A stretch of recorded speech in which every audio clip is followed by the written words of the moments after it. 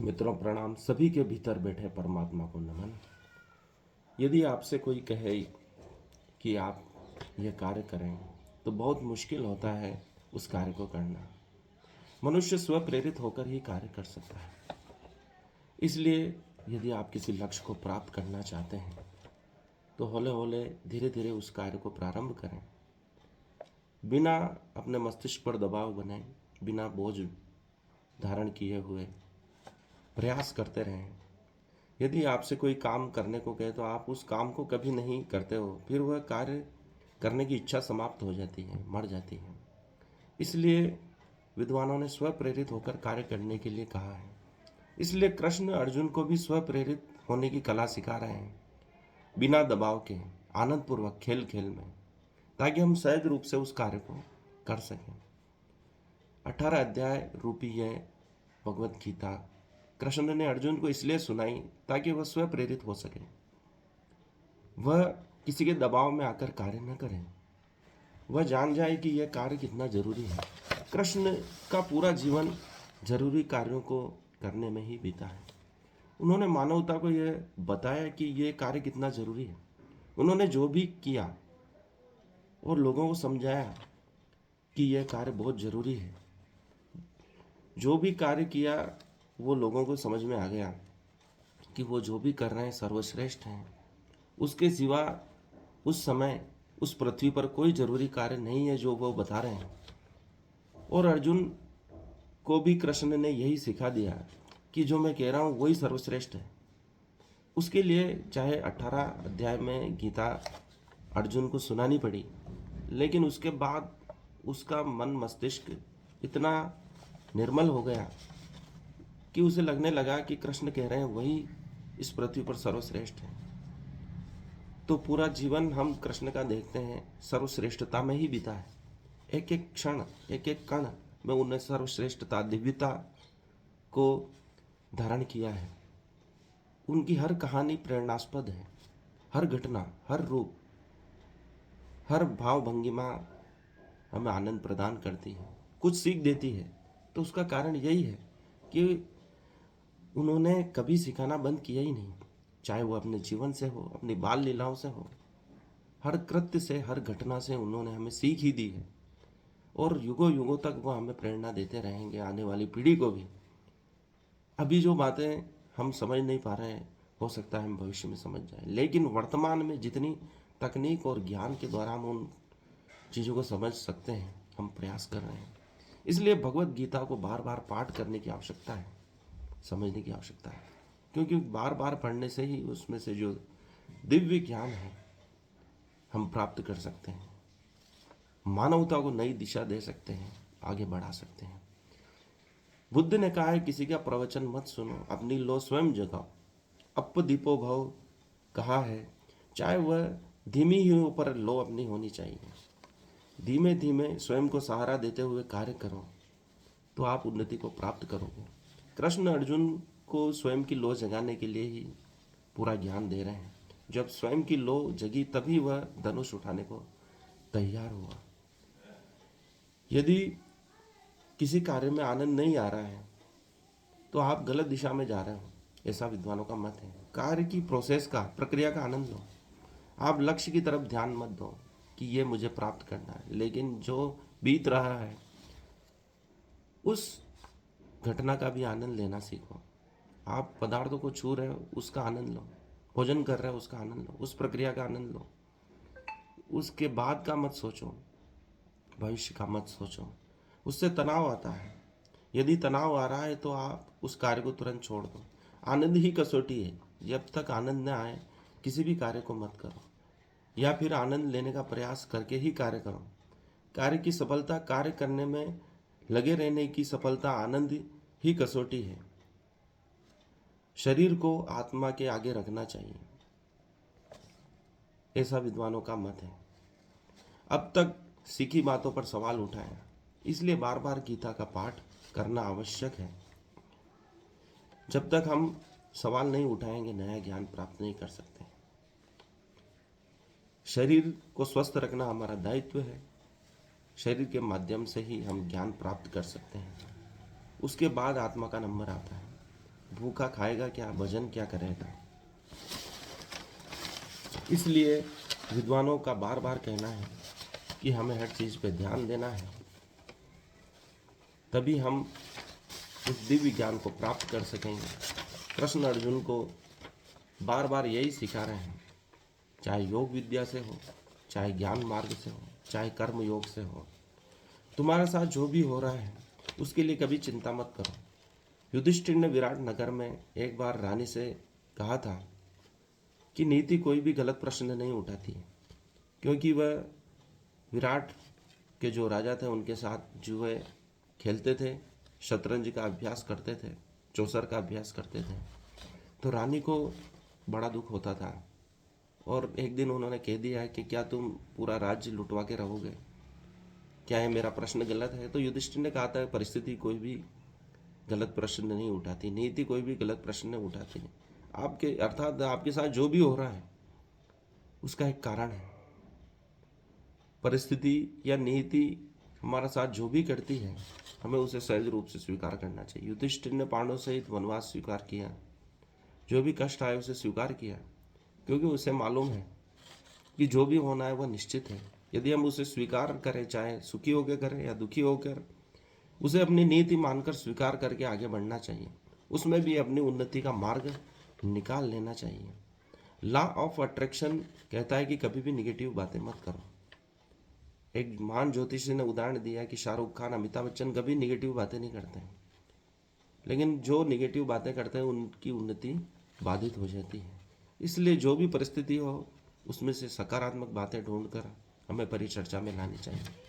चाहे हमारा कार्य हो, हमारी प्रोग्रेस हो, उसमें से पॉजिटिव बातें ढूंढ के लिख लें डायरी में और उनको बार बार मनन करते रहें, तभी मनुष्य आगे बढ़ सकते। नेगेटिव बातों को अगर संग्रह करेंगे, लोगों से नेगेटिव बातें करेंगे तो लोग हमसे दूर होते जाते हैं। कृष्ण अर्जुन से कभी भी नेगेटिव बात नहीं किए हैं, हर क्षण हर परिस्थिति में उन्होंने पॉजिटिव बात ही की है, सकारात्मक बातें की हैं। उसके द्वारा ही ये 18 अध्याय वाली भगवत गीता का निर्माण हुआ है। ये इससे बढ़कर पॉजिटिव इंस्पिरेशन, मोटिवेशन स्पीच पूरे ब्रह्मांड में, पूरी दुनिया में हमको नहीं मिलेगी। तो उसका कारण यही है कि कृष्ण अर्जुन को बार बार पॉजिटिव बनाने के लिए ही पूरा ज्ञान इस भगवत गीता में 18 अध्याय के रूप में प्रकट किया है। इस पॉजिटिव को जो भी पढ़ता है वो अवश्य आगे बढ़ता है। किसी भी परिस्थिति हो, कितना भी महान दुख हो, नकारात्मक बातें आ रही हो, यदि आप भगवत गीता के कोई भी श्लोक पढ़ लें तो आपको तुरंत पॉजिटिव एनर्जी मिलेगी। और पॉजिटिव होना ही आज के इस युग का महान लक्ष्य है, क्योंकि नेगेटिविटी बढ़ रही है और संसार को पॉजिटिव लोगों की आवश्यकता है। पॉजिटिव बातें करेंगे तभी लोग आपसे आकर्षित होंगे, आपकी बातें सुनेंगे, आपके पास बैठेंगे। नेगेटिव लोगों के पास कोई नहीं जाना चाहता है। मंदिरों में पॉजिटिव एनर्जी है, इसलिए मंदिरों में इतनी भीड़, इतने भक्त दर्शन के लिए बढ़ रहे हैं, क्योंकि वहीं से पॉजिटिव एनर्जी प्राप्त की जा सकती है वर्तमान में। अगला जो श्लोक है 18 अध्याय का 34वां श्लोक है, यया तू धर्म कामार्थं धृत्या धारे दे अर्जुन प्रसंगेन फला स्त्री धृति सा पार्थ राजसी। यया का अर्थ है जिससे, तू का अर्थ है लेकिन, धर्म का अर्थ है धार्मिकता, काम का अर्थ है इंद्रिय तृप्ति अर्थात का अर्थ है तथा आर्थिक विकास को, धृत्या का अर्थ है संकल्प या धृति से, धार्यते अर्थात धारण करता है, अर्जुन का अर्थ है हे अर्जुन, प्रसंगेन अर्थात आसक्ति के कारण, फल आकांक्षी अर्थात कर्म फल की इच्छा करने वाला, धृति अर्थात संकल्प या धुति, सा का अर्थ है वह, पार्थ का अर्थ है हे प्रतापपुत्र, राजसी का अर्थ है रजोगुणी। लेकिन हे अर्जुन, जिस धृति से, धृति अर्थात धैर्य भी होता है, से मनुष्य धर्म अर्थ तथा काम के फलों में लिप्त बना रहता है वह राजसी है। जिस धृति से मनुष्य धर्म अर्थ तथा काम के फलों में लिप्त रहता है वह राजसी है। जो भी व्यक्ति किसी भी कार्य से लिप्त रहता है उसे कृष्ण ने राजसी कहा है। लिप्तता से मुक्ति नहीं, क्योंकि राजसी लोगों को हम देखते हैं कि विभिन्न ऐशो आराम उनके पास होता है, वह उसमें लिप्त रहते हैं, तो वह उनकी प्रवृत्ति राजसी कहलाती है। क्योंकि सबसे ज़्यादा लिप्त रहने की प्रवृत्ति राजाओं में ही देखी गई है, ऐसा कृष्ण का मत है। अर्थात जो व्यक्ति धार्मिक या आर्थिक कार्यों में कर्म फलों का सदैव आकांक्षी होता है, राजा की आकांक्षा सबसे बड़ी होती है, इसलिए उस लिप्तता को राजसी शब्द से ही कृष्ण ने जोड़ दिया है। जिसकी एकमात्र इच्छा इंद्रिय तृप्ति होती है तथा जिसका मन, जीवन तथा इंद्रियां इस प्रकार संलग्न रहती है, वह रजोगुणी है। उसकी इंद्रियां लिप्तता में रहती है, जुड़ी हुई रहती हैं भौतिक विलास से, धन से, सौंदर्य से, आकर्षण से, पदार्थों से। इसलिए ऐसी प्रवृत्ति को जो जुड़ी हुई है विभिन्न पदार्थों से, इच्छाओं से, तो कृष्ण ने उसे राजसी गुण कहा है, रजोगुणी कहा है। अगला सूत्र है, श्लोक है 35वां। यया स्वप्नम भयम शोकम विषादम मदमेव च न विमुच्यति दुर्मेधा धृति सा पार्थ तामसति। यया का अर्थ है जिससे, स्वप्नम का अर्थ है स्वप्न, भयम का अर्थ है भय, शोकम का अर्थ है शोक, विषादम का अर्थ है विषाद, खिन्नता का अर्थ है, मदम का अर्थ है मोह को, एवं का अर्थ है निश्चय, च का अर्थ है भी, न का अर्थ है कभी नहीं, विमुच्यति अर्थात त्यागती है, दुर्मेधा अर्थात दुर्बुद्धि, धृति का अर्थ है धृति, धैर्य, सा का अर्थ है वह, पार्थ का अर्थ है प्रतापुत्र, तामसी का अर्थ है तमोगुणी, कलुषित। अर्थात हे पार्थ, जो धृति, स्वप्न, भय, शोक, विषाद तथा मोह से परे नहीं जाती, ऐसी दुर्बुद्धि धृति तामसी है। तात्पर्य, इससे यह अर्थ नहीं निकालना चाहिए कि सतोगुणी मनुष्य स्वप्न नहीं देखता। यहाँ पर स्वप्न का अर्थ अति निद्रा है, जिसको बार बार नींद आती है, जहाँ बैठा हो वहीं सो जाता है और सदा नींद में ही उन्मत्त रहता है। स्वप्न सदा आता है, चाहे वह सात्विक हो, राजस हो या तामसी।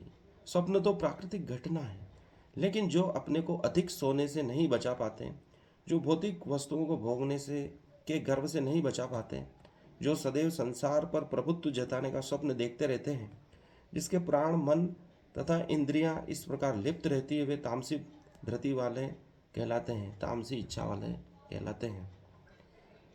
राक्षसों की प्रवृत्ति थी संसार पर विजय प्राप्त करने की थी।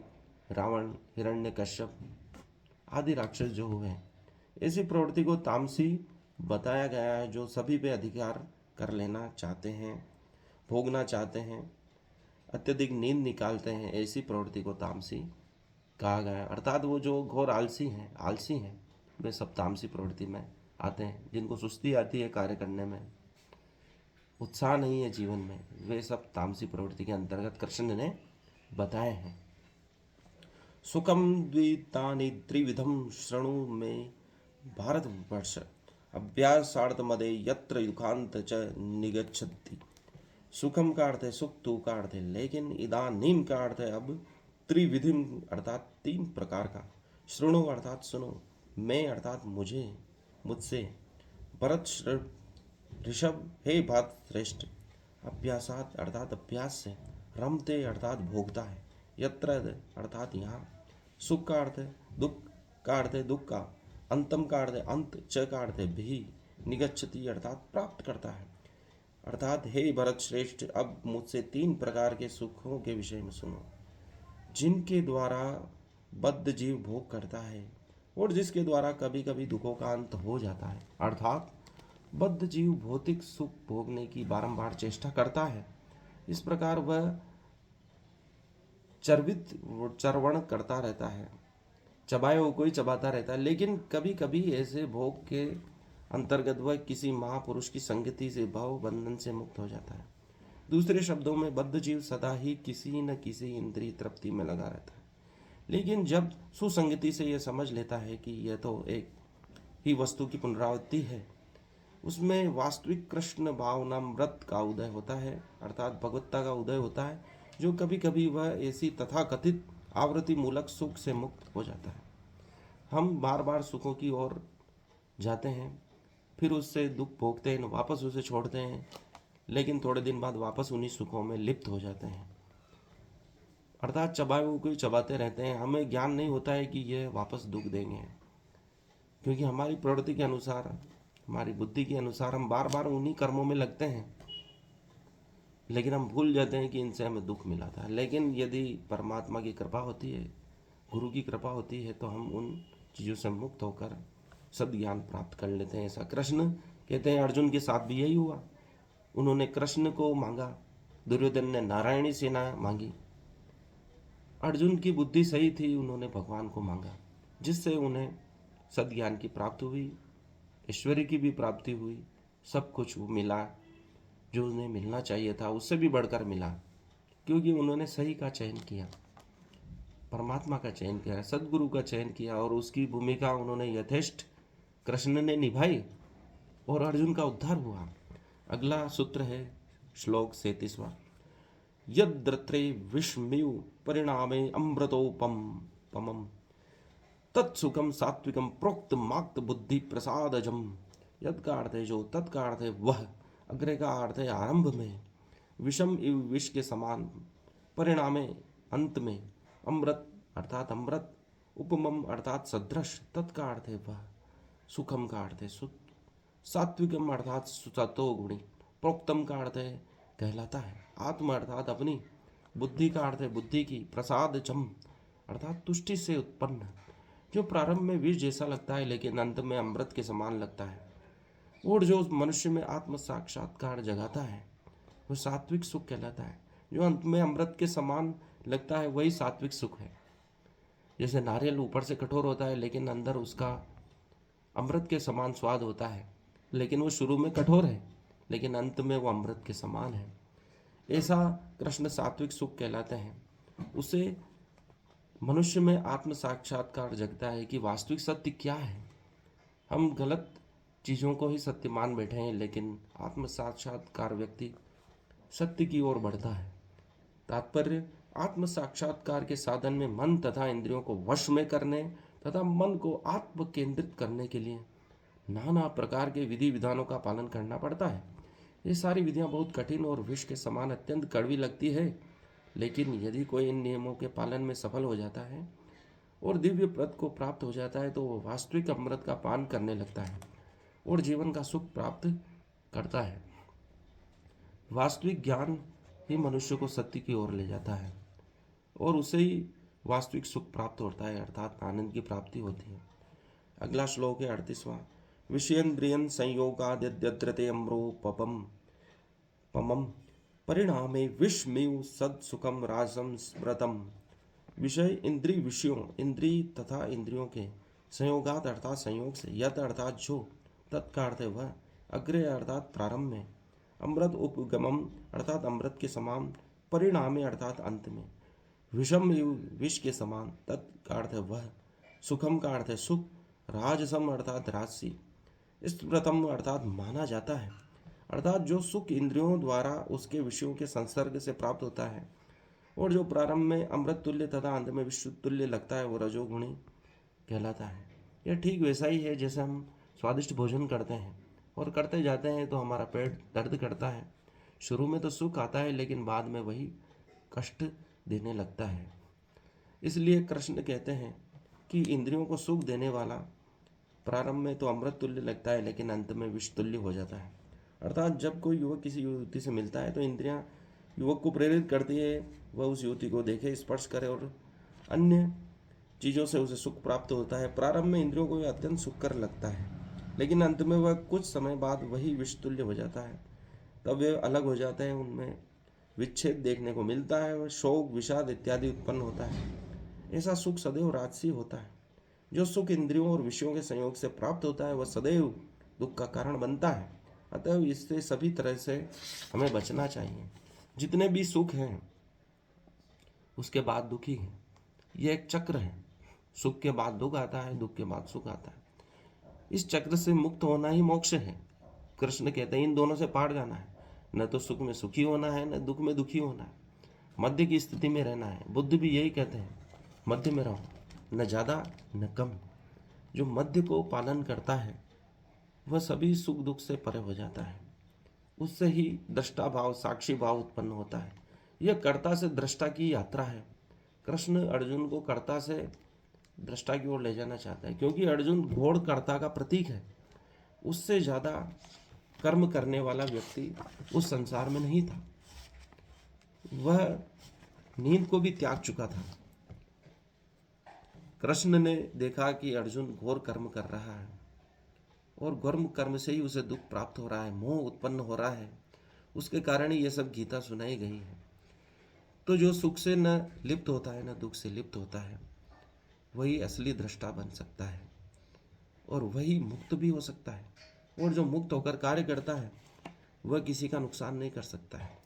यह ठीक वैसे ही सर्जन की बात ही है। सर्जन किसी पेशेंट का ऑपरेशन करता है लेकिन उसे दुख नहीं पहुंचाना चाहता है। उसे शुरू में दुख लगता है लेकिन अंत में उसका ऑपरेशन होने के बाद वह स्वस्थ हो जाता है तो उसे अमृत तुल्य लगता है। यह ठीक दुख ऑपरेशन जैसा है कृष्ण का, और ठीक होने के बाद पेशेंट के लिए, मरीज के लिए वह अमृत तुल्य हो जाता है। कृष्ण यही सिखा रहे हैं कि हमें सुख दुख से मुक्त होना है, उसमें लिप्तता नहीं लानी है, अर्थात उससे जुड़ना नहीं है, क्योंकि हर चीज़ नष्ट हो रही है, नष्ट होने के लिए ही बनी है। जब जिसका स्वभाव नष्ट होना ही है तो उससे लिप्तता कैसी है। हमारा शरीर भी हमारा नहीं है, ये भी एक दिन नष्ट हो जाएगा। इसकी हर कोशिका नष्ट हो रही है प्रतिदिन। 12 साल में पूरा शरीर नया बन जाता है। अंत में शिव और शंकर में भेद क्या है? शिव पिंड स्वरूपेण है, यत पिंडे तद ब्रह्मांड है, वह सब जगह मौजूद है। और शंकर साक्षात मनुष्य के रूप में दर्शन देते हैं, ऐसा विद्वानों का मत है।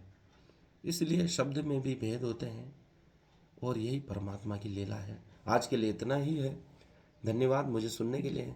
इसे लाइक करें, मेरे चैनल को सब्सक्राइब करें और जिसे अधिक से अधिक शेयर करें ताकि हम इस भगवत महिमा का लाभ ले सकें, आनंद प्राप्त कर सकें। भगवान की कृपा से ही गीता का ज्ञान प्राप्त होता है और इसकी यह आधुनिक व्याख्या है। जो भी आधुनिक शोधें हो रही हैं हम उसको जोड़ के आपके सामने प्रस्तुत कर रहे हैं। इसमें कुछ आप अपने सुझाव देना चाहते हैं तो सादर प्रस्तुत हैं। धन्यवाद, आज के लिए इतना ही।